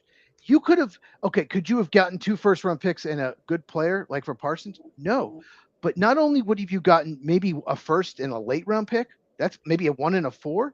Mm-hmm. You could have gotten it this year. You can improve your team this year. So they could have 2 first-round picks right now and maybe 2/3 or 2/4 in 2027. Instead, all they're getting is a late 3rd-round pick in 2027. And I just don't know what the Bengals were thinking. Because you don't want to pay him, fine, then trade him. Pick one. Why do you think they just gave him more money there just to keep him happy? Like, what were they thinking? I don't think it even came down to him. I think it came down to the fans. The fans were screaming. You got Joe Burrow in the background going, hey, you need to pay these people. I mean, they can't pay everybody. I love Joe. I do. I love Joe to death. But when Joe's making, all the money that he's making, and then you're screaming in the background saying, pay this guy and pay this guy and pay this guy. How many people do you want them to pay, man? The salary cap just went up, but it didn't go up that much. It went up about 25 million or so, but the Bengals are at least 47 million under. When they released Daryl Slayton, well, they should. He sucks. That could save another 6 million. So they could restructure T. Higgins and knock it down more. They have plenty of cap room, is my point. And they did at the time. I just don't like it creates a huge hole because pass rush was already in need. Because when Henderson got hurt, they had no pass rush. None. Yes. Absolutely none. Now they already have needs in the secondary, need a defensive tackle, need on the offensive line. Now you have a huge pass rush need. So I just don't understand. I don't think they could have handled it. They handled it about as bad as you could possibly handle it, but Bengals do this. Okay, but at the same time, do you really think that they should have given him a 4 or 5 year contract at the money that he was wanting? Well, I'm not sure what he was wanting. He was not asking for like top market money. If he's asking for 30 million, sure. I would have done that on a 3 or 4 year deal. But asking for 36, 38 million, probably not. But like I said, you could have shopped him. Somebody would have given you a decent amount of draft capital. I really think they would have gotten a first and at least another 3rd or 4th round pick. That is my guess. And there's so many teams that need pass rush. We'll talk about Max Crosby and trade. We'll talk about it this Sunday, if there's not a trade before, what teams we think would be a good fit. But everyone needs pass rush. Everyone needs offensive line. So someone's going to get him for basically free. And the Bengals could have gotten draft capital. I'm just shocked because Bengals fans have to be like yourself, livid that this is the result. And I saw that message and it's just like, he's not coming back. Even if they gave him the most money, he's not coming back because of the way they handled it. Yeah, I didn't actually see it or read it. I took a little nap before we started this whole thing, but yes, I'll read it here in a little bit and probably just shake my head and maybe shed a tear. And we will see who we each predict where Trey Hendrickson will go this Sunday, 8 Eastern, 5 Pacific, right here. Make sure you subscribe, hit the bell, all of that. And check us out. Follow us on everything. Yes. And then here in a moment, I can't wait to do this, but we haven't talked about this yet. I tweeted it out earlier and got some good feedback on it. The 9, we usually do a top 10, our lights out list, right?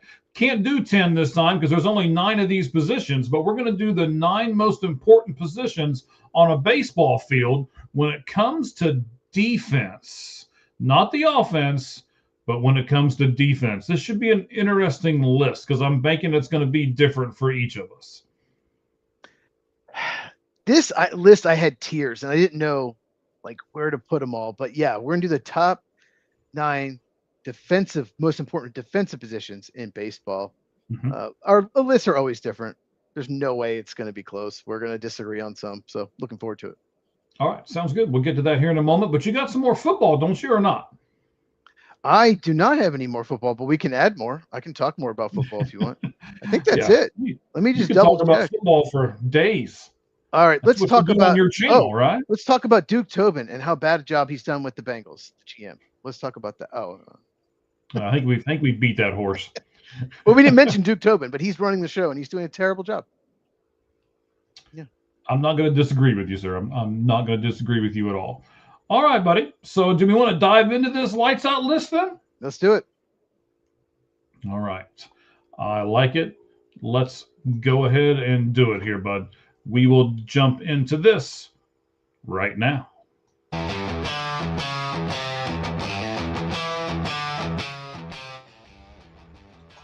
All right, let's change the background a little bit. This is not a football related thing. How about we go that one? Yeah. Baseball. I like this. It's cool. I like the green. I like the green. It does. Yeah. I like the color Pretty green. slick. I like it a lot. All right, so we're going to start with 9 and go all the way to 1. So, of course, the different spots, you got all 3 outfields. You got the 4 infield, first, second, third, short. Then you've got pitcher and catcher as well. So we'll look at all of those positions. We'll rank them from the least important defensively to the most important defensively. And then all the people who are with us right at the moment, again, we are still number 1. Trending up on our X account. So thank you for that. And any of you guys that are with us, we have the live chat. You can talk to us a little bit there and we'll talk to you as well. So all that stuff's going on right now, buddy. So you going first or am I going first? I'll go first this time. Okay. I'll go first. You're the baseball guy, so I'll go first. All right, go ahead. I wonder how different our lists are going to be. I'm sure it's going to be different. So 9, I'm going to go with pitcher. Just because I don't see the pitcher handle a lot of plays. There's a lot of it's a league where almost everyone line up swinging for the fences, so you get a lot of fly balls, a lot of pop outs. The pitcher just doesn't seem to me. You just don't get as many. Greg Maddux had to field so many balls because he get a lot of ground balls with the sinker and all the late movement. So I don't see pitchers handle much. Obviously, it's important. Every position is important, but I put 9. I'd say pitcher. What about you? All right. Well, at least one spot on our countdown is going to be the same. Yeah, I'm with you. The pitcher is basically told to get the heck out of the way, and the third baseman will crash, or the first baseman will crash, or if nothing else, the catcher comes out behind the plate and usually gets that stuff, and the pitcher just stands there, and his job is to point. Right? Yeah. Go to first. Go to second. Whatever it is. Right? Every once in a while, if there's a play in the outfield, he'll back up third base or he'll back up first base or possibly home plate. But beyond that, I mean, the pitcher is standing on the mound waiting for the ball to be delivered back to him. So, yes, number 9 in the best, or actually most important is what we'll say, most important defensive positions in the baseball field, number 9, both of us agree, is the pitcher. How about number 8? Where you at, Cheese? Number 8, I'm going to go with right field. It's important to have a good arm in right field. No doubt about it, because you have to prevent first to third on a single. Mm-hmm. But many more balls, whichever, are hit to left field, left center, then right. There's just more right-handed hitters. Mm-hmm. So the left field fields more. So I feel like right field it's not quite as important because you don't field as many balls. And I just remember growing up in Little League when I played, the worst fielding kid got stuck in right field. I never played right field, by the way. But they stuck the worst guy in right field, the worst player. You have to go to right field. So that sticks in my memory. So my number 8 is right field. You. All right. So my number 8 is left field. And you mentioned why. I put left field in there because I know, and I was right there with you. In fact, I have to admit that I played right field a few times. Not the most athletic person in the world, right? I didn't have a lot of speed, because, You can only see me from the chin up. So anyway, Mike played right field every time. hey, not every time. Sometimes I was the DH. So anyway, that's not better. Oh, my number 10, it was DH. Or number 10. DH, number 10. Yes. There we go. And we got 10. We got the top 10. Oh man! So I put left field in there just because the right fielder I think has to have the better arm. So that's where I separated the two. So you already know I've got 8 as left field. I've got 7 as right field. So I'm thinking yours 7 is left. Is that right? Did you swap them? Yeah, I did as well. Just because the left field's going to field more balls, and so it's not as important to have a big arm. But range, I think, is more important. Like I said, because more balls are just hitting to left field. A lot of balls are in left center. That's a very common area. So just slightly. I mean, I had to pick one. But yeah, my number 7, definitely left field. Okay. So pitcher, either left or right field, whether you're 8 or 7. But let's go with 6, Cheese. What do you have as the... Wait, who's your 7, right field? Your 7? Yeah. So mine goes pitcher, left field, right field. Okay. Sorry, this is where it got difficult. Your mug check there. Yeah. This is where it got difficult. Yes, it did. Oh man, I have a tier, and I have to put one position 6. And the reason I picked this position is because I've seen throughout my life, just watching, sometimes you don't have to have the best defensive player at this position. As long as they have a cannon arm, you're okay. And that's third base. I feel like it's protected a little by the shortstop because the shortstop, they both play on that side. So I've just seen teams have like an okay third baseman, maybe not a ton of range, but it's okay. If you have a good shortstop, you're all right. As long as they have a big arm. So it was tough, but I put third base at number 6. What about you? What about when they bunt, though? I mean, you got to have an athletic guy to be able to run in. And I thought about that. Who bunts anymore? There's no more sacrifices. Pitchers don't hit anymore. I mean, that's definitely gone down. You're right. Yeah. So. And then you've got a guy like Ke'Bryan Hayes, who is, manning the third base corner, and it makes a heck of a difference because he is such a good fielder. So, okay. He saves like 20 some runs a year for his team. It's insane. Can't hit a lick, but he saves runs on the defensive side. Yes. So for me, I did not go with third base. I went with another infield position. I went with second base. Okay. I went back and forth between second and third, and I'll tell you why I ended up going with second. I don't think they're involved in as many plays, with the exception of the double play. And you've got to have a good turn guy at second. But at the same point, kind of like what you said with the bunting, I think just the infield hits have gone down. Everybody's swinging for the fences now. They want to get this launch angle and all this kind of stuff. So that's why I put second base as number 6 for me. I think as long as you get somebody who can turn a good double play, you don't need Nico Horner. So I have second base 5th, and you just made my point for me. The reason I put it ahead of third base is because they are involved in a lot of double plays, and they have to have more range than third base. They don't have as big an arm, no doubt about it. It's right. A lot closer, but they're involved in double plays, and they have to have more range because the first baseman is going to be closer to first.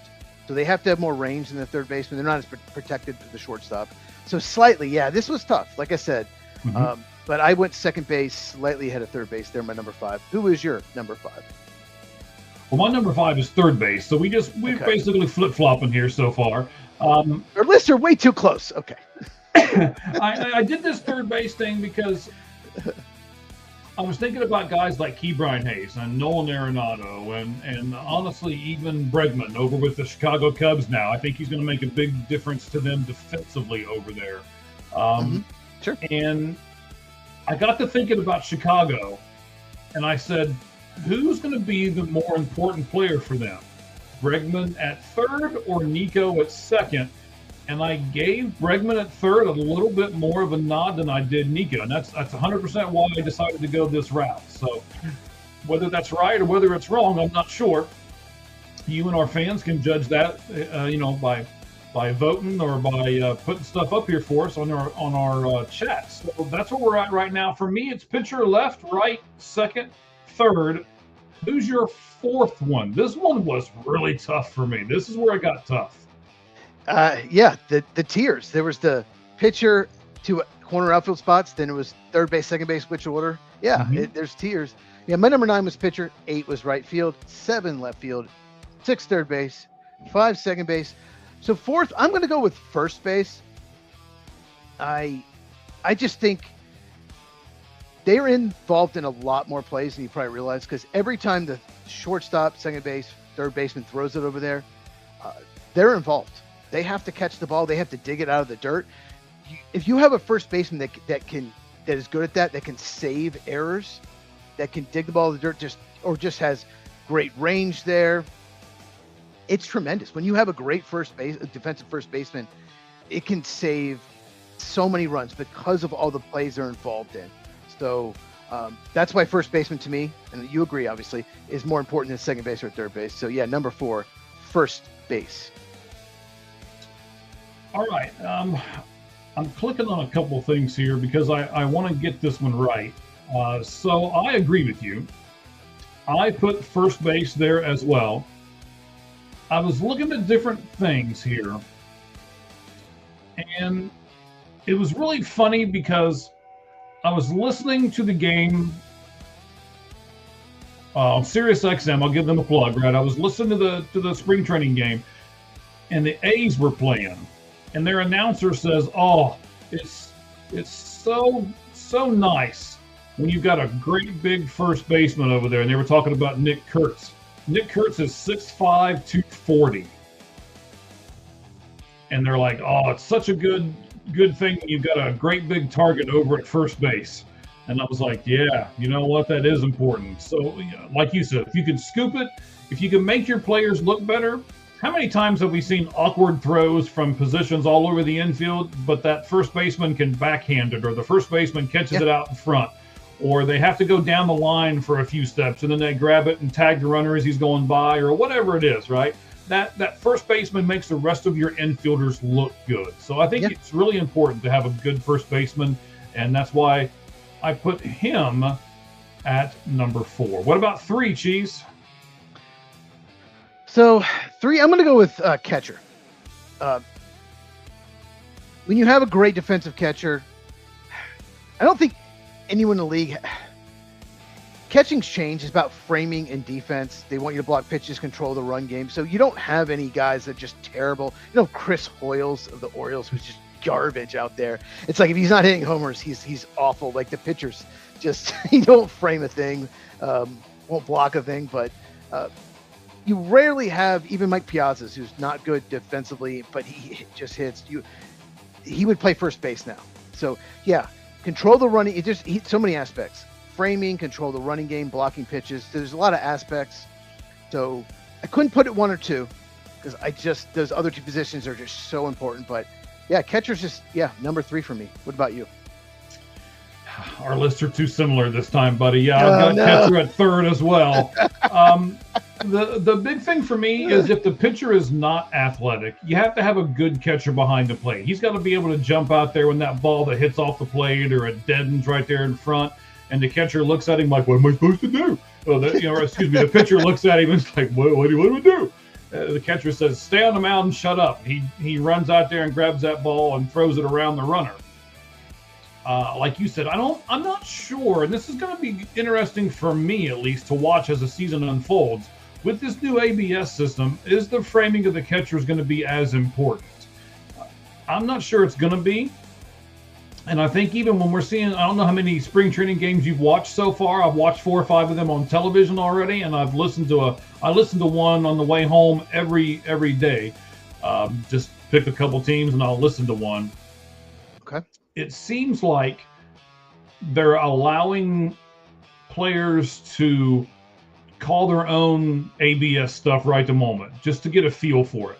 I mean, there's been a ton of them in the first couple innings. And I think as the season goes on, you're going to see the coaches and stuff rein that in and be like, okay, we need to save some of these towards the end of the game. So stop trying to do it, 2 outs and nobody on, and all of a sudden you don't want to strike out, so you tap your helmet. No, that's not the way this is going to work, boys. We need to save these to when it's really important, and you got 2 men on and 1 man out and all of this. So situationally, I think it's going to change.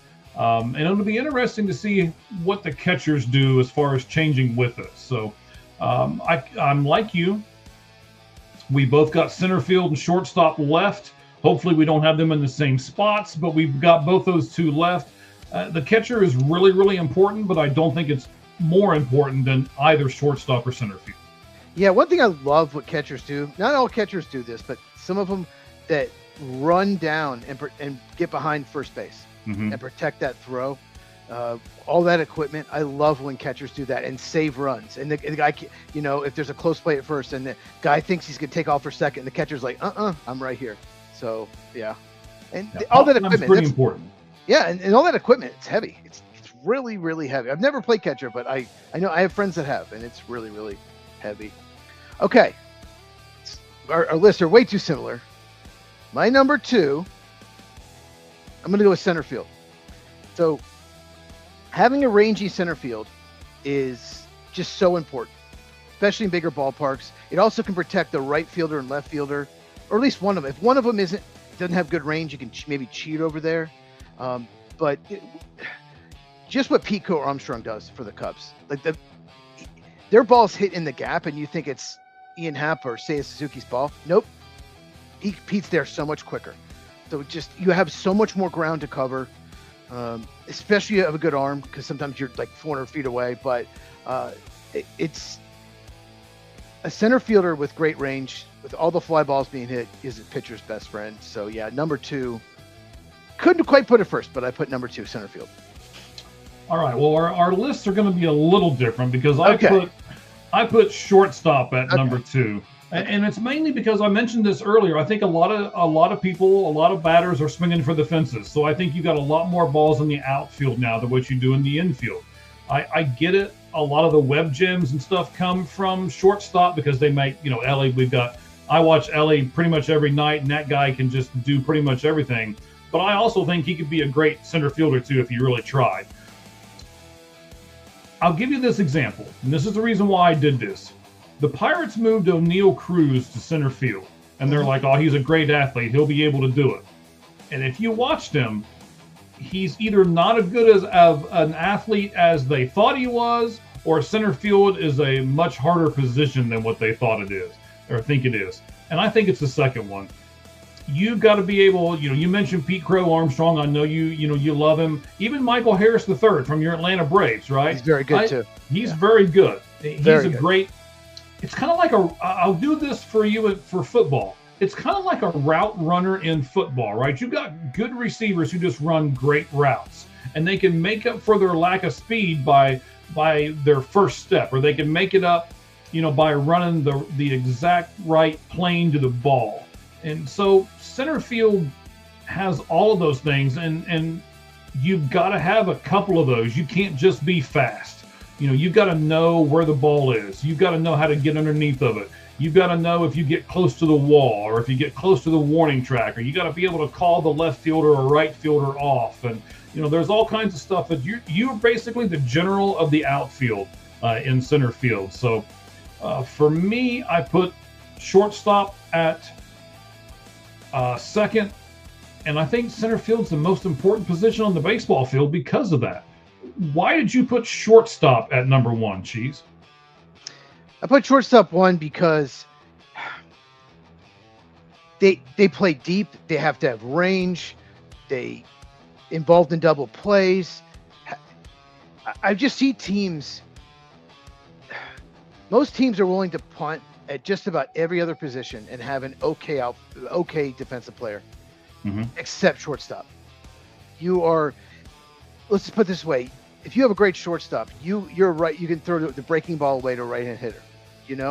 He's swing over top of it. It's going to go to shortstop. What an elite shortstop, like a Mason Wynn, like a Dansby Swanson. He just makes everyone better. And the whole infield, to me, it's just, even when you watch the draft, like shortstops may get overdrafted.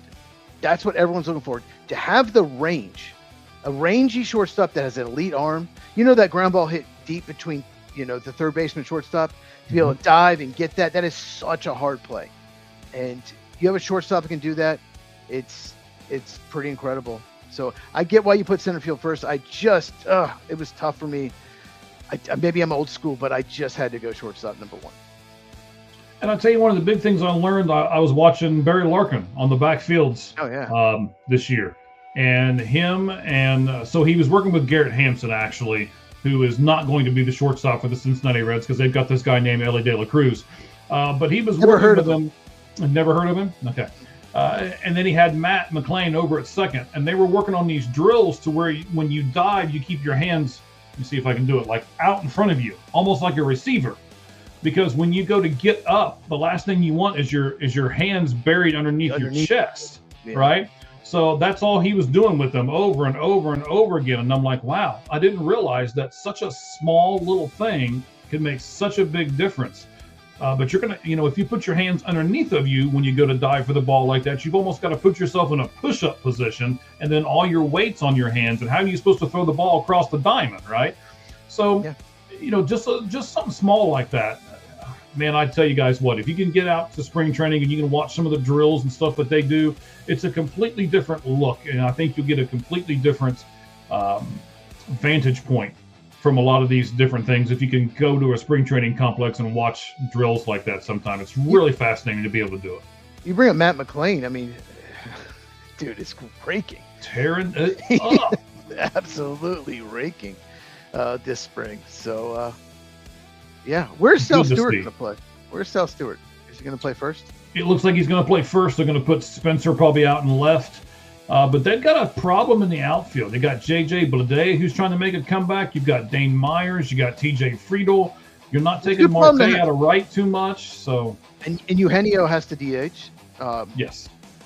It's a good problem to have. It is a good problem to have. I think the odd man out, I'll say it right now, if he doesn't hit, the odd man out might be Ke'Bryan Hayes.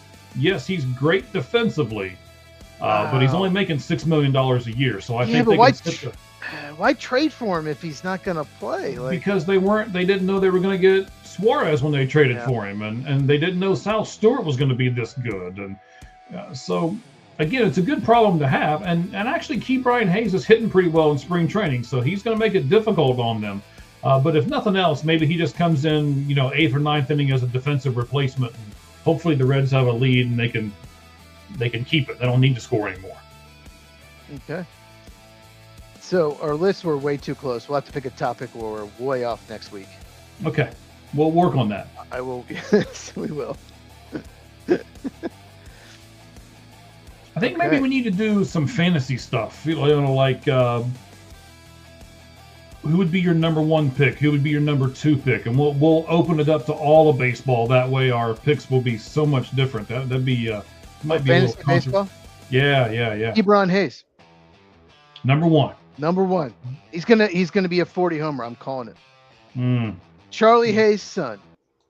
Right? And I don't think a lot of people know that, but that's 100% right. He is Charlie Hayes' son. Fantastic. When I was a little kid, he was on the Rockies. Yeah. I remember that. And was a heck of a player. I think he caught the game-winning thing for the Yankees, the game-winning World Series. He was the guy who caught the pop-up. Possibly. He did play for them that year. Okay. There we go. All right. Childhood memories. It was a simpler time back then. It was. It was a simpler time. I didn't own a cell phone. It was great. I liked it. I never got text messages. In the middle of your podcast, right? Like I've gotten 30 since we started. Tell your friends to put their comments up and we'll put them up on the screen, okay? How about that? I know. Your stubborn friends. No. All right, buddy. Hey, I want to promote this one more time. We're going to be doing our NFL free agency special. We'll do that this coming Sunday at what time, sir? Because I'm not allowed to say the times, for God's sake. Sunday night, 8 Eastern, 5 Pacific, so 7 Central, 6 Mountain, and if you're in Arizona, 7. No, 6. 6. Sorry. No, what have you done to me? No. 8 Eastern, 5 Pacific. We're going to do a free agency preview. We're going to go through each team. We're going to go over a couple of the bigger free agents, spend a little more time on them because Mhm. some of these free agents are fits with a lot of teams. And, so yeah, look out for that. And then, of course, next Tuesday, we'll have our regular show. All right, sounds good. What are you going to do this week on your channel, sir? Tell us about it and give us a little preview, and I'll do the same here in a second. So tomorrow, the only video I know for sure is tomorrow I'm going to talk about Drew Dahlman and his decision to retire at 27 years old from the Chicago Bears, the center. So I'm going to go over that. The rest of the week, I'm not 100% sure. We'll see if there's any crazy trades or any crazy releases. I'll make videos about it. But otherwise, I'm just, we got a week to go. I'm waiting for free agency, and I will be making a ton of videos based on that. So yeah, just make sure you subscribe at Football with Cheese is YouTube, and it's CHEEZ for cheese. All right, so I want to give you one more Kyler Murray stat real quick. According to Sport Track, that's at SPORTRAC. You can follow them on X like we do, including the $36.5 million that he is owed in 2026. Quarterback Kyler Murray has secured how much money since he was selected number 1 overall back in 2019? You want to take a guess? 139 million. $206 million since he was selected number 1 back in 2019. Absolutely crazy. Well, yeah, good thing he didn't play baseball. Right, he chose the right sport. So, so I'll tell you what, I'm going to be doing seeing the whole field. Going to be doing some stuff this week. I'm going to do some tomorrow. I'll wrap up the should fans get punished for selling their season tickets, and I got a few things to do with that. Do the owners have moral standards? If you put a better team on the field, will that make more of your fans come out to the game? And then we'll try to end it all tomorrow on kind of a happy part where we try to find a middle ground between what Cheese was talking about this last Tuesday and what I'm saying about they should be able to your tickets your way. So, well, we'll wrap everything up. It's been a really interesting topic. So I'm sure that you have seen the first one, and then you'll be able to see the second one tomorrow, Cheese. I watched it twice. You really went off with this topic because you really went with this topic. You did. I got to give you credit. And you did your research. That was really cool. You did a lot of research on Lambeau Field. I did. That was awesome. I did. That was awesome. Yeah. I'll admit that you may have mentioned something I didn't know. That was pretty cool. All right, good. And I'll tell you what, and I know you do the same thing in your podcast, and we do the same thing on this one. We're not here to scream and shout and do all kinds of stupidness. When our fans tune into these things, we want them to be able to learn a little something. Go to work tomorrow and be able to say, hey, I listened to this on a Lights Out Sports podcast yesterday, or on Football with Cheese, or on Seeing the Whole Field, or Red Hot Reds, or All Era Sports with Sirhan, all things that are part of the All Gloves Off Sports Media Network. And we're going to be adding some more shows, I think, here in the next few weeks. So stay tuned for that as well. Cheese, anything you want to add to the end of the show before we bid everybody adieu? Under 2 hours, buddy. That's a record. No, but what you said was important. We don't scream at each other. We're not trying to we're not Skip Bayless or Shannon Sharp just screaming back and forth, Stephen A. Smith, just trying to make it so loud that you just pay attention and talk about it. That's ridiculous. No, we don't need to do that. No, yeah, we want you guys to learn. We do research for this, and we just both love sports. Mike's the baseball guy, I'm the football guy, and we just love those two sports. And yeah, looking forward to free agency preview. Mike's dogs are going crazy. They're hungry. My wife just came in. I heard her. Oh, okay. They love her. This Sunday, 8 Eastern, 5 Pacific. Make sure you take your phone and set an alarm so you don't miss the show. Mm-hmm. We'll do a free agency preview, and we'd love for you to interact on that show. You can try to tell us what free agents your team wants to sign, and we'll tell you if we think it's a good fit. Sounds good. All right, buddy. Thank you very much for tuning in. And we, of course, tell our viewers thank you very much for tuning in. And as we say at the end of every one of these shows, because we got less than a minute left for 2 hours, we got to get it done quick. Oh, keep going. Keep going. Thank you all very much. And of course, the only thing that's fair in life is a baseball hit between the third and first base lines.